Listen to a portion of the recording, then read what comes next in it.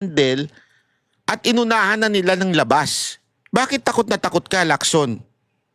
Alam mo kung bakit? Kasi mukhang mabubuking ka sa mga pinaggagawa mo. Ngayon, eto ladies and gentlemen, makinig kayo mabuti. Makinig kayo na mabuti. Dahil diyan, posibleng mapalitan si Lacson at si Soto. Paano nangyari yon? Pakinggan na natin ng isang veterano. Hindi ito hindi ito Duterte, ito ay Pinklawan. Alam natin kung sino ito. Pakinggan natin yung sinabi ni Drilon na posible talagang mapalitan because of this. Media lang ho. Pero kung sakasakali ho na they do get the numbers for this minority report, how would that change things? Would for example, the ombudsman have to make this? Can they make this as a material evidence for to somehow charge the House Speaker? Ano pong effect po niyan sa flood control probe? Let's then, if a picture paints 1,000 words.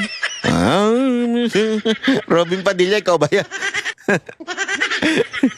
Tuloy mo! Ayun naman, no? Po niyan sa flood control probe. let's then, if the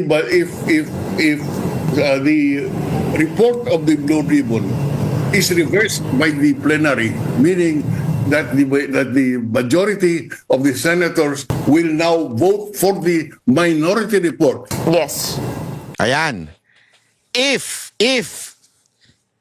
Kung yung mga, kasi binobotohan pala yan sa plenary, kung ano yung magiging report ng Blue Ribbon. Remember, kung si Ontiveros nga, nakakampi ni Lacson, sabi niya, oo, posibleng meron talagang kinalaman si Romualdez. At alam nyo, mga kababayan, ako, hindi ko na lang sasabihin sa inyo, may nakausap akong senador.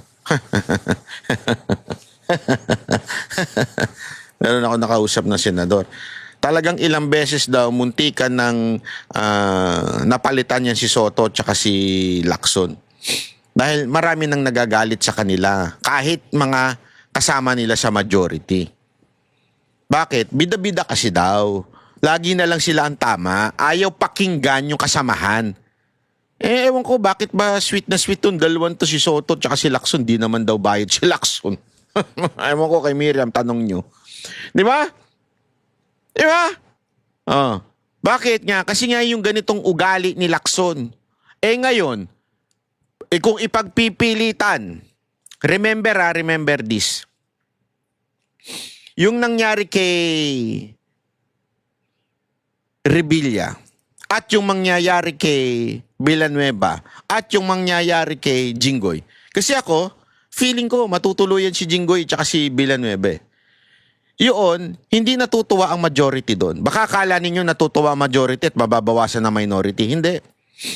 It seems that the Senate President and etong kapalpakan ni Lacson that cause na napapahamak yung mga kasamahan nila. Ibig sabihin, because hindi pinapayagan o hindi tinutumbok sa Blue Ribbon Committee ang tunay na mastermind at kung sino-sino ay tinuturo na mga senador para maging kapanipaniwala yung kanilang panawagan na anti-corruption, nagagalit tuloy yung mga ibang majority senators, which is, sabi nga eto pakinggan nyo, masyadong maliit yung bilang. Dati kasi pag sinabi mong, naalala ninyo, dati yung kay Chis Escudero, ilan silang majority? Halos lahat. Ilan na minority? 2. This time, halos isa lang o 2 lang ang difference. Sabi nga nito ni Drilon, ito pa yung paliwanag niya. It will result in a change of leadership in the Senate because then that is a manifestation of the lack of confidence of the majority in the majority representation in the Blue Ribbon, and therefore that can cause a change of leadership. Okay. Because Nagets nyo, mawawala yung confidence pagka ang binoto ng buong Senate majority ay binoto itong minority report. That's why galit na galit si Lacson at nabastusan pa siyang kuno. Pero paano kung yan ang magustuhan ng majority dahil nga naman ang tinutumbok ng minority report si Romualdez. Ang tinutumbok ditong report o magiging report ay hindi si Romualdez. Itong magiging report ni Lacson. Kasi nga si Lacson, kesa natumbukin yung talagang mastermind, paligoy-ligoy, to the point, tinamaan na yung kanilang mga kasamahan. Oh, kung ikaw ba naman, yung mga kasamahan mo, pinayagan mong tamaan dahil ayaw mong tumbukin yung tunay na kurap, matutuwa ka? Alam naman na, alam mo, eto wag na tayo maglukan, kayong mga gunggong, kayong mga senador kayo, sorry yung mga gunggong dyan, may mga gunggong dyan Alam nyo, kayong mga senador, kung sino talaga may kasalanan. Huwag na tayo magpaligoy-ligoy. Kasama kayo sa nag-deliberate ng budget Alam nyo kung sinong kumalikot ng budget noong 2025. Huwag na tayo maglukuhan. Tangina, ano kayo, tanga? Dineliberate sa Kamara, dineliberate sa inyo, sabay kam ginanon, magic, pati sa small committee. Tapos hindi nyo alam kung bakit nagkaroon ng corrupt na budget. Ginagago nyo yung mga Pilipino. Pero sa tingin ko, alam nila kung sino. Kaya alam nila kung sino talaga yung tunay na korap. Alam nila yan. Ang problema, itong si Lacson, mukhang iniilag niya. Kaya nadamay na ngayon yung mga ibang senador. They have the numbers for this report. Obviously, they have the numbers to reverse what, Senator Lacson and his colleagues in the majority writes in the committee report. If that is in effect reversed in plenary by a majority of the senators, then it is a clear indication of loss of confidence, and therefore the reorganization of the Senate becomes a consequence. And so do you think that's the real thing that's happening behind this report? That there's a crisis of sorts at a tug of war in the Senate leadership? You know, that's a conclusion challenge. that I don't want to get into. But what I can tell you is that the majority in the Senate is very thin. Manipis po. Ilan ba yan? What you need in the Senate is at least 13 votes to have the majority. Right now, I think it's 15-9, if I'm not mistaken, and therefore the hold of the Senate majority is very tenuous. It can change. That is why there is so much instability there. You keep on hearing about coup d'etats in the Senate because the majority's number is tenuous. I can imagine. I mean, let's call a spade a spade. A member of the majority is Senator Pia Cayetano. Senator Alan Peter Cayetano is in the majority, is the minority. Suppose Senator Cayetano aspires to become Senate President. What do you think will be the vote of Pia? Do you think he will vote against the brother? Of course not. So it only demonstrates what I am saying, that the manifest po yung mayorya, the majority is very tenuous. That is why. So malinaw na malinaw mga kababayan. That's why the title of this video is mukhang mapapalitan. Kasi booking na booking po Alam mo yung ginawa ni Lacson na pagbitbit ng dalawang witness? Naku po, patay tayo dyan. Kesa na umangat yung kanyang tiwala ng mga kasamahan niya sa kanya, lumubog.